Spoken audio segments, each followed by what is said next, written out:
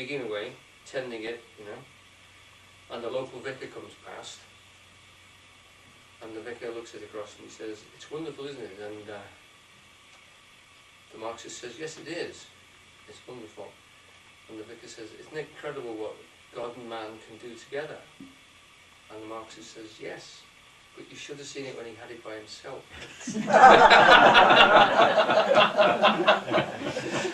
Now, that raised a point in me even as a child. I thought, yeah, it's a very good point. You know, because we used to spend, you know, the first few months of the year hacking back all sorts of things that sprung out of everything. Even the compost heap used to have things sprouted out of it. You know, I remember. Just amazing. The vigour with which life takes over any area that you leave for a matter of months. You know, and we were constantly weeding, you know, and keeping rabbits and things out of the allotment. And it's that concept of we can't see the very fact that there is a structure there, there is something working, there's an evolving, there's a relationship, there's a uniqueness going on underneath the nature. I mean, nowadays we know scientifically that there's a whole structure of maths behind all the processes that we see, so that even the ecological processes can be quantified by all the different theories and functions. Now, we can't see that. It takes a great deal of intense study over hundreds of years to have actually worked out formulas to organise the processes which are happening all around us. But if you like, deeper even than that, there's a conformity, there's an organisation, there's a pulling together, and a commonwealth in that wildness that we can't immediately recognise, that we just have to feel. And I think that's what the book manages to capture. And that's what I'm hoping to try and get hold of in here. The true friendship openly expressed in the book, the direct feelings for the natural worlds of the characters, and from the warm fellowship of Mole and Ratty. That was another thing that impressed me, the friendship that came across between these two people. Ratty struck me even as a child as being an incredibly kind and generous and thoughtful person. I think he was more kind and generous and thoughtful than anybody I knew. And I was impressed by that. You know, I mean, what a decent chap he was, you know. And that, you know, is again, it's one of those inspiring things. And you can feel, when you realise that this was written as a father for a son, that he's actually sort of suggesting with, if you like, example, a demonstrative example of how you could live in relationship to other people. And I think in that sense, you know, he's pulling us through in that way. But also the command and the sagacity of Badger. It's worth noticing in Badger, when you read the book, that Badger's diction, the way he speaks, is not King's English. It's not sort of your standard fur. And Grahame is suggesting there that this guy, well, you know, he's an old country guy, or sort of, he always comes across as an old army colonel to me, or this sort of, you know, well, I can often hear him speaking, you know, remember the voice of Montgomery? Remember Montgomery, the General Montgomery on the TV? Well, he always has that sort of a tone to me when I hear him. And, you know, that sort of mangling of the language, because of course Montgomery had a speech impediment as well. So you've got this sort of, the characters that he's coming off. In this book, of course, they try and trace them to real people, and they're suggesting that they were guys, that Badger was actually a guy that Grahame knew. But I think for us, as we approach it, that gives us a sort of a range of humanity. And that literally, that's why he's using those creatures. Now, let me find, there's another quote coming up here. I'm only talking in quotes tonight, just like Shakespeare did. Right.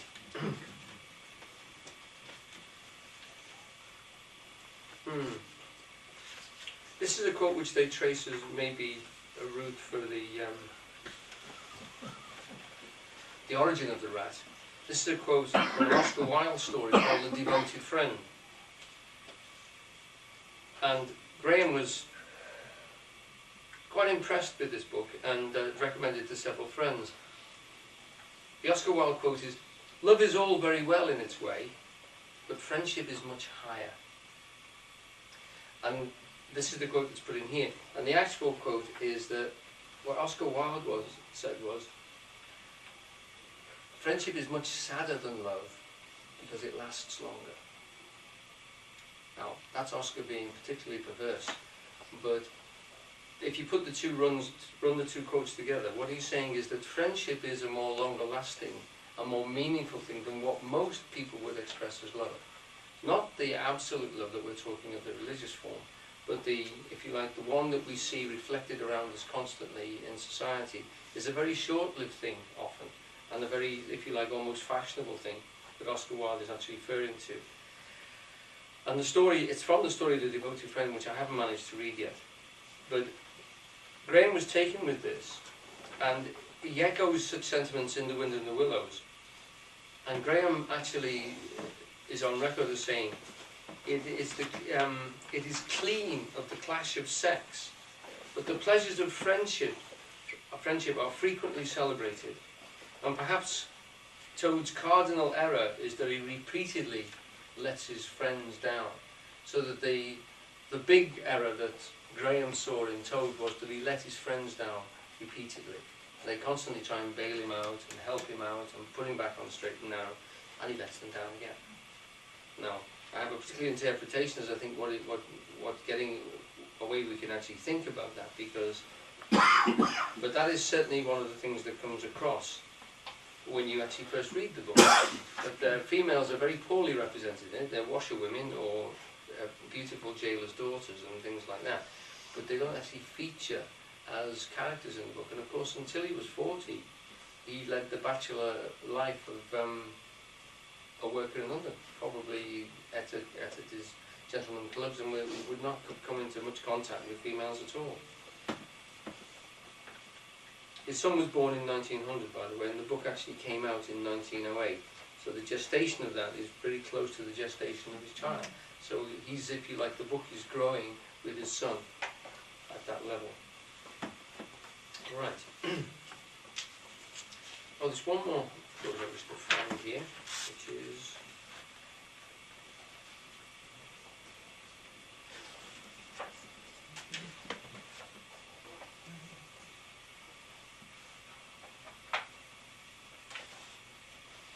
I'll come back to that one later. Right.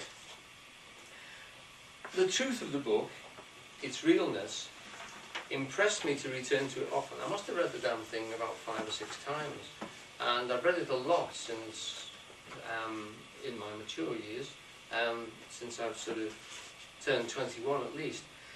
And I've never been disappointed in reading it, which is fascinating really, because there are several books which do pall a bit and don't have quite the depth of range. I think maybe Lord of the Rings is similarly fascinating to me, and I've read that several times since I've been fully grown, shall we say.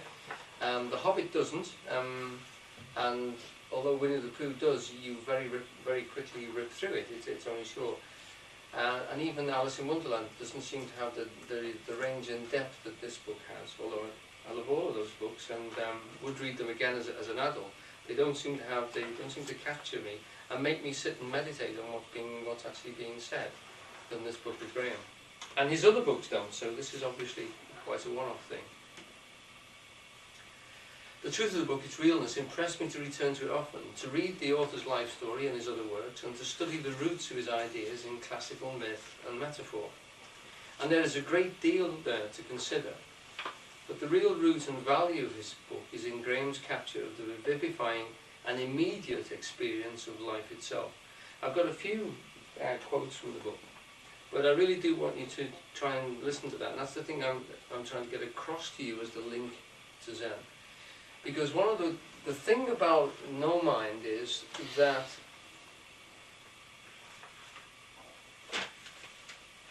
what we're advocated to do in Zen is to stop the thinking mind, to stop talking to ourselves, naming things in the world, because that, as Hamlet says, sicklies the world over by the pale cast of thought.